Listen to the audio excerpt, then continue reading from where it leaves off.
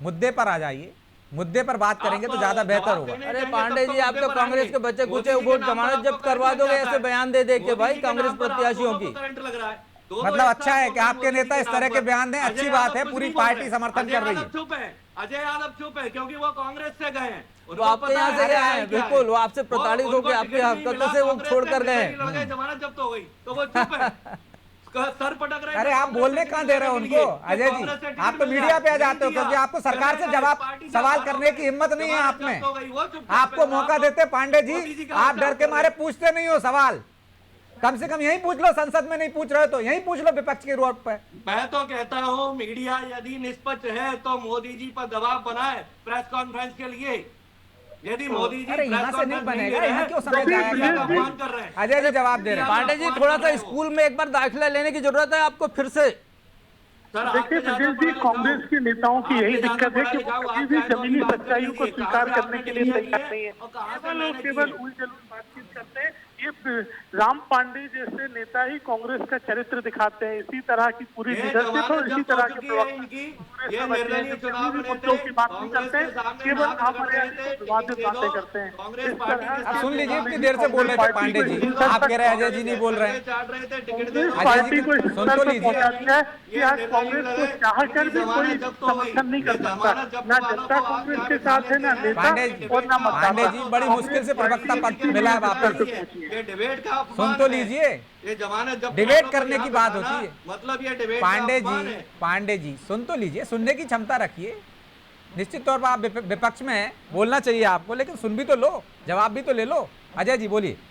देखिए ब्रजेश जी, कांग्रेस पार्टी के इस तरह के नेता प्रवक्ताओं की वजह से ही कांग्रेस पार्टी इस स्तर पे पहुंची है। क्योंकि आप मुद्दों की बात नहीं करते, मुद्दों की जगह अमर्यादित लड़ाई झगड़ा, मीडिया के ऊपर सवाल उठाना और दूसरों के ऊपर आरोप लगाना। 4 दिन के बाद पांडे जी आरोप लगाकर भग जाना स्वीकार नहीं करते, नकार रही है। आप जनता के तलवे दूर हो, आप टिकट दे दीजिए, नीति है उसके जनता खिलाफ है। उस रीति नीति के साथ आप बौखलाहट के अलावा कुछ नहीं कर सकते हो। इसीलिए कांग्रेस पार्टी इस स्तर पर पहुंची है। कांग्रेस को स्वीकार करना चाहिए कि अपनी रीति नीति को सुधारे, अपने नेताओं के अमर्यादित बयानों पर लगाम लगाए।